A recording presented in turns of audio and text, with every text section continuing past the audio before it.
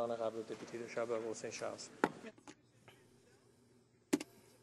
Aujourd'hui, afin de prendre part à ce débat au sujet du projet de loi sur le renforcement des peines pour les délinquants sexuels, je me permets de vous informer qu'au travers de mes expériences professionnelles, j'ai sans cesse milité pour les droits des femmes et la lutte contre la pauvreté des enfants.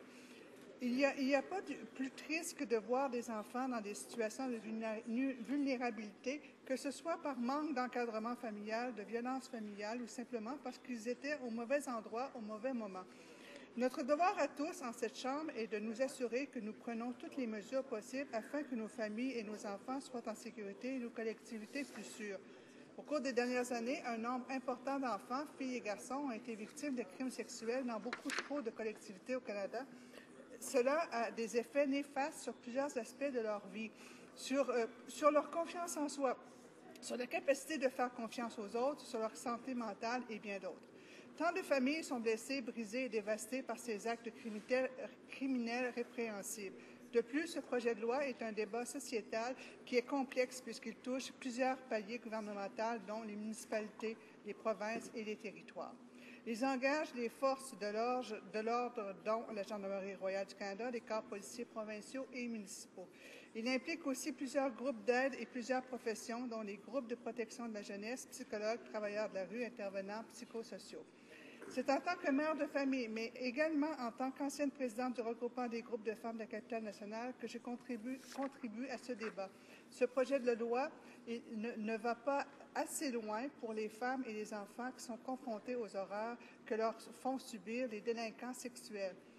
Les conservateurs se disent des champions contre le crime. Toutefois, ils se trompent s'ils pensent que les mesures législatives proposées dans ce projet de loi sont suffisantes. Ce n'est ni la première ni la dernière fois que je mets en garde ce gouvernement contre leurs pensées magiques. Alors, ce que je m'attends d'eux en prenant la parole aujourd'hui est que ce gouvernement se rende compte de l'importance de la prévention, comprennent que le simple durcissement des peines n'offre pas de résultats espérés, saisissent que ce sont des mesures concrètes dont nous avons besoin, pas des belles paroles pour bien paraître devant les caméras. Par ce manque de leadership à trouver des solutions concrètes, ce sont nos enfants qui souffrent. Je vais vous parler d'une statistique qui m'a choquée et qui risque de choquer plusieurs personnes qui m'écoutent aujourd'hui. Les infractions à caractère sexuel contre les enfants ont augmenté de 6 % dans les 2 dernières années. Cette statistique n'a pas été dite par n'importe qui. Cela a été dit par le ministère de la Justice lors de la comparution au Comité permanent de la justice et des droits de la personne. Une augmentation de 6 %. Il y a vraiment des raisons de s'inquiéter. Au cours de la dernière décennie, le Canada a connu une augmentation importante des personnes accusées pour des cas de contacts sexuels, d'incitation à des contacts sexuels, d'exploitation sexuelle, de leurre d'enfants au moyen d'un ordinateur. Monsieur le Président, je vais diviser mon temps de parole en 3 aspects importants.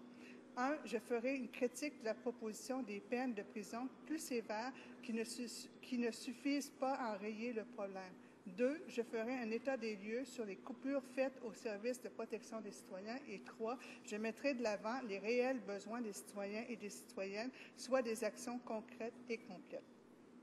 Dans un premier temps, je désire mettre l'accent sur le fait que le NPD a toujours eu une politique de tolérance zéro en ce qui concerne les crimes sexuels contre les enfants. Il me semble important de répéter tolérance zéro contre les crimes sexuels faits aux enfants. En espérant ce discours sur le projet de loi C-26, je me suis demandé pourquoi les conservateurs ne se disent champions contre les crimes, n'ont qu'une solution unique pour tous les crimes. Pour eux, n'importe quel crime, il n'y a qu'une solution unique, le durcissement des peines. À elles seules, les peines plus sévères ne sont pas des actions qui fonctionnent. Il faut avoir une approche plus globale. Encore une fois, la statistique de 6 % d'augmentation des crimes sexuels à l'égard des enfants dans les 2 dernières années nous prouve que l'approche conservatrice est minimaliste. C'est même une honte. Je n'aimerais pas être dans la peau du ministre de la Justice qui doit justifier cette statistique devant les citoyens, mais surtout devant les victimes et leurs proches. Dans un des amendements proposés par le NPD, nous voulions obliger le ministre à déposer un rapport annuel devant le Parlement pour rendre compte de l'efficacité de la loi. Cela nous a été refusé. Encore une fois, comment justifier cela aux victimes et à leurs proches? Depuis mon arrivée en politique fédérale, je l'ai dit bien à des reprises, ce gouvernement est trop souvent dans un mode réactif au lieu d'être dans un mode proactif. Investir dans la prévention du crime ne semble être significatif à leurs yeux, alors que cela l'est aux miens et à ceux des citoyens et citoyennes de Charlebourg-Haute-Saint-Charles, à de nombreux Canadiens et à de nombreux Canadiennes. Le gouvernement doit absolument investir dans la prévention du crime et d'autres solutions pratiques pour garantir la sécurité de nos collectivités. Je dois le dire, nous sommes déçus que le projet de loi n'aille pas plus loin en proposant de meilleures solutions efficaces pour protéger nos enfants et rendre la collectivité plus sûre. J'en viens donc à mon second point, les coupures et le manque de financement. Si nous voulons des réductions du nombre de crimes sexuels envers les enfants dans ce pays, il faut nous donner des moyens de nos ambitions. Mais nous voilà encore déçus. Ce projet de loi ne vient avec aucun nouveau fonds. Les ressources sur le terrain ne suivent pas toujours les politiques les plus sévères du gouvernement conservateur en matière de loi et d'ordre. Le NPD croit que nos collectivités ont besoin de ressources pour contrer les abus sexuels à l'égard des enfants. En ce qui a trait au financement des services de police, ces derniers doivent faire plus avec moins. La GRC a déjà de la difficulté à mettre à jour le registre des antécédents judiciaires, faute de ressources. Avec ce projet de loi, nous augmenterons encore plus leur charge de travail sans augmenter le personnel formé pour protéger nos enfants.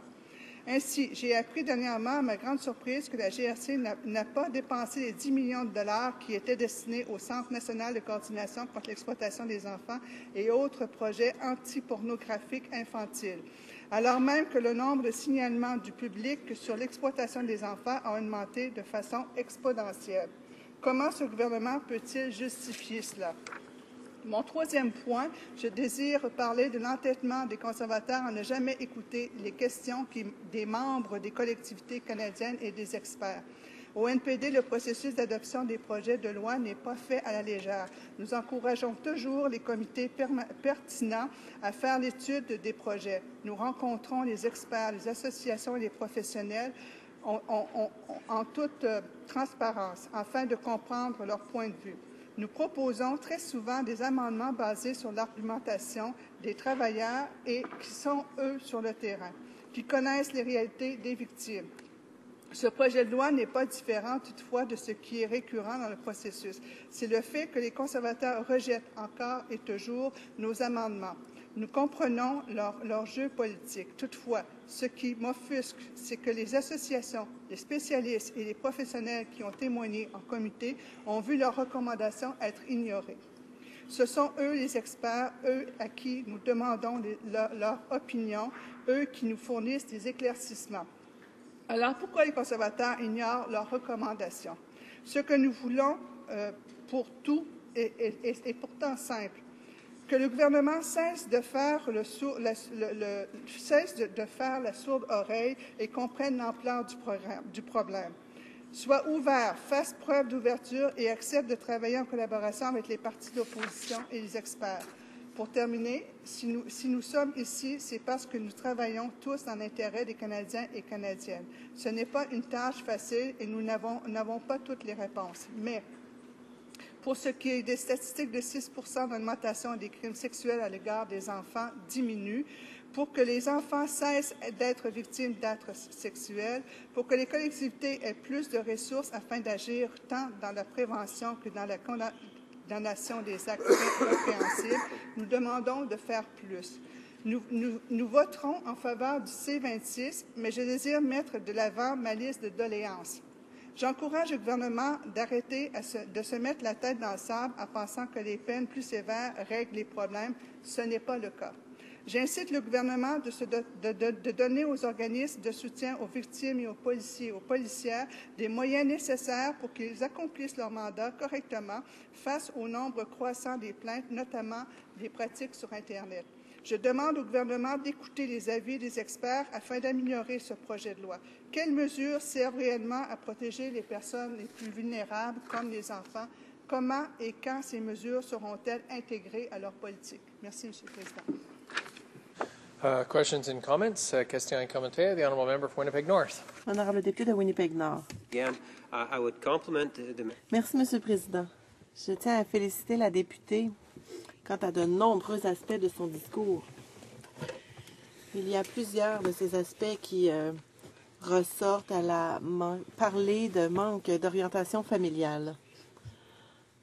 Dans de nombreuses situations, les enfants n'ont pas ces orientations, justement, ce qui peut les mettre en position extrêmement vulnérable.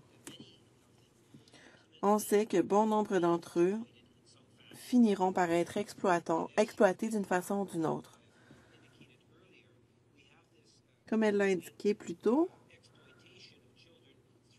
il y a de plus en plus d'exploitation des enfants qui se fait par Internet. Elle a parlé des 6% au cours des dernières années. Il s'agit de centaines d'enfants chaque année de plus qui sont exploités. J'aimerais qu'elle puisse ajouter des observations sur le rôle important du gouvernement. Un rôle de collaboration, donc, pour s'attaquer aux causes de ce manque d'orientation ou encore des familles dysfonctionnelles. Charles Bob, Océan-Charles. Merci, M. le Président. Le député a tout à fait raison et je dois appuyer son intervention. Le gouvernement devrait donner vraiment plus de pouvoir et de possibilités, entre autres, de financer mieux les organismes qui travaillent auprès des enfants qui sont victimes ou pour prévenir les prochaines victimes, c'est-à-dire travailler aussi auprès des gens qui sont récidivistes dans des actes criminels, des délinquants sexuels.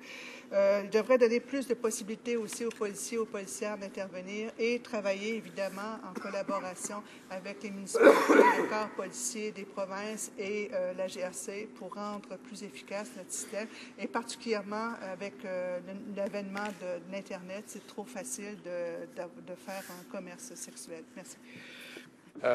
Question incrémentale, l'honorable député.